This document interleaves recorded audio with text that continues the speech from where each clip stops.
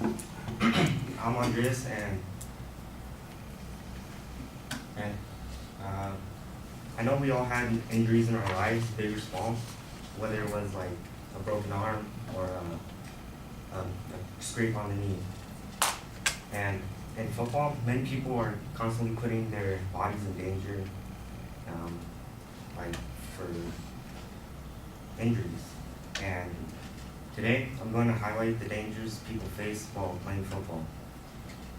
I have played football in high school before, and I've done a bunch of research on this topic, and I'm going to go over the common injuries and the recovery process and the comebacks players make after an injury.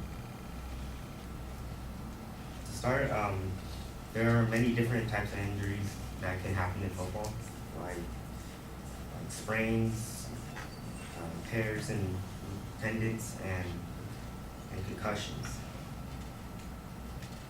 In 2017, the rate of injuries per game was about 6.9 per game.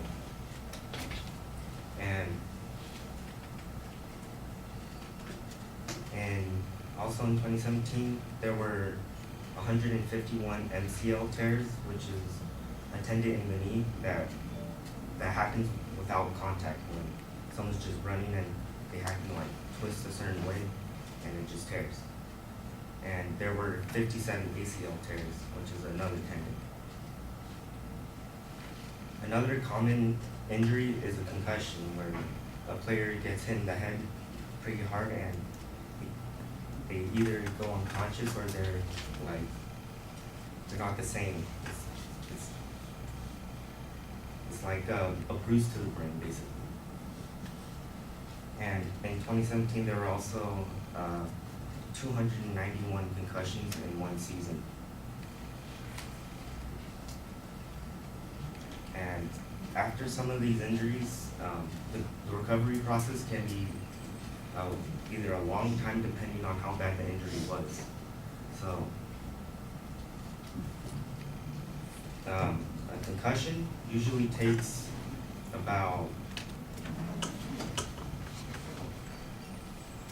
these are some of the tendons, and a concussion usually takes about either a few weeks or a few months, depending on the person, if he had past concussions or if he only had this is his first one, he could come back playing in 2 or 3 weeks. And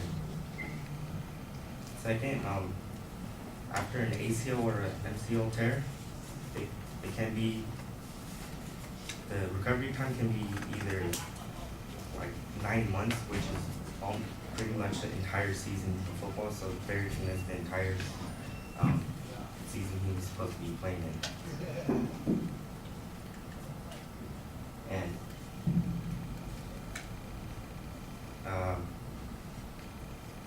some of these ACL tears can take even longer than 9 months if the player tore almost everything in their knee. So the therapy and all that and surgery takes a long time, like over 9 months, which is a lot. And after the recovery process, some injuries are hard to come back from, like ACL tears and concussions. The comeback can be the hardest part of the player's career, because either they could play better than they did before, or they can come back and not do as well and either get dropped from the team. A player named Robert Griffin III tore his LCL and ACL, and after his recovery process, he worked hard and during his therapy, he tried doing different things and the exercises to strengthen his knee. And after he came back to his team, the Redskins, he made a great comeback, some people said.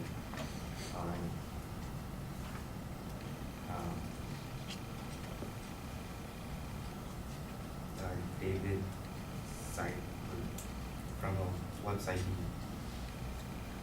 cited, and his comeback was better than he was playing before, and a lot of people didn't think he could come back from that bad of an injury. And another player, Teddy Bridgewater, he messed up his knee pretty bad. He dislocated his knee and it was out of place like by a lot and tore a lot of ligaments. And a lot of people thought his career was over because that was a really hard injury to come back from because of all the surgeries and therapy he had to go through. And once he came back, he had an impressive comeback, and a lot of people didn't expect that. And he had a good season after his comeback. After showing you the common injuries and the recovery process and the comeback, I just hope you guys think about players after you watch them get hurt or unconscious on the field. Thank you.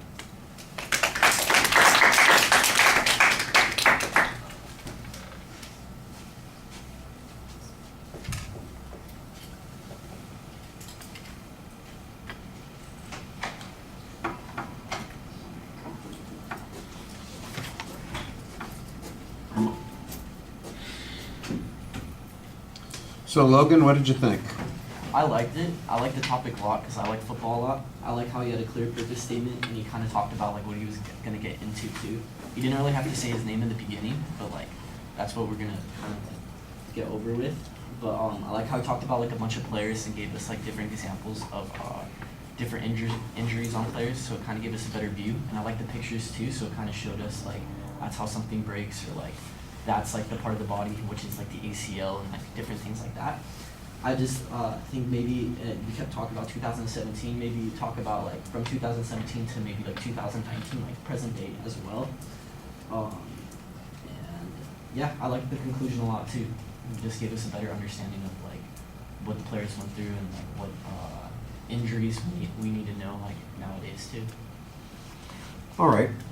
Well, I'll say that the best part of the speech is the information that you have talking about the number of injuries that they have in a game, the number of injuries of a particular type that they had in the season, the number of concussions that they had. I like the research that you've got there in that speech. That gives it some substance. I don't know where you got that information from. I didn't think that you were making it up. You do need to cite it in the presentation. So if that's according to the NFL or it's according to some health report that has been done, you should be attributing that.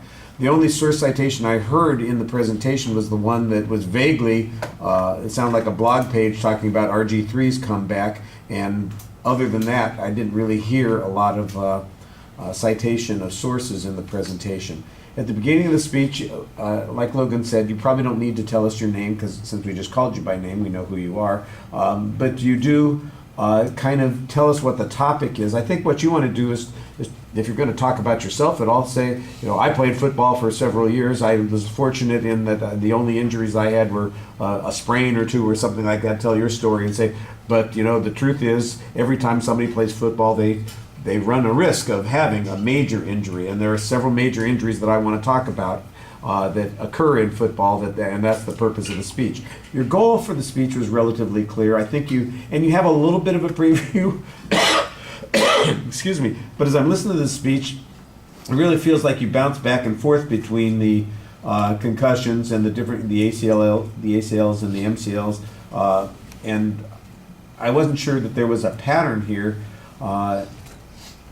Those were just the particular injuries that you were focusing on, but that they weren't the things that were organizing your presentation. So I wasn't sure that it was organized the way I thought it was going to be. It sounded like it was going to be a topical presentation, but sometimes we were in a different area, and I'm not sure how we got there. Like when you talked about the concussions, it seemed like it suddenly showed up immediately after you were talking about the other kinds of injuries. And then it took a while, and you described what causes a concussion. That felt like it came late in the process. And then we're back to the MCLs, ACLs again. And I'm going, okay, wait a second. I thought we were done with that. I like the section where you are talking about the comebacks that players have. You need to explain a little bit more about what they go through to be able to come back from some of those injuries. Maybe what the surgery involves, how much rehabilitation. You did mention sometimes that it's a long time that people have to go through a process to get back, and sometimes it's a whole season that they lose. I thought that that was an interesting idea. You could have a few more examples of people who've had those kinds of injuries, lost a season or lost most of a season as a consequence, and then talked about their comebacks. The two examples that you had were both quarterbacks, and that's okay. It would be helpful to be able to make some comparative data on their performances. So, for instance, if you'd said, RG3 when he came back, he threw for 1,500 more yards in his comeback season than he did before he was injured, and Teddy Bridgewater ran for 500 yards more than he had ever done before. So we can talk about how they actually came back more strong after their injuries, and that's an impressive thing. And then for others, you might mention people who never come back, who miss out on that opportunity. I think that would help. The stories are the things that are going to make this the most interesting, if you can get those stories in there and tell them in an interesting way. Your presentation, which we haven't been excessively focused on, is a little problematic. There's a lot of reading, and it's frequently slow, and there's a deliberate pace to it, and you need to have a little bit more energy and focus in the presentation as you're going along. Sometimes the speech feels like it's only partially completed. Like you have a good idea that you want to talk about, but you haven't figured out how you're going to finish off that idea and move to the next point. And so I think there needs to be a little bit more work on content issues also. All right, thank you.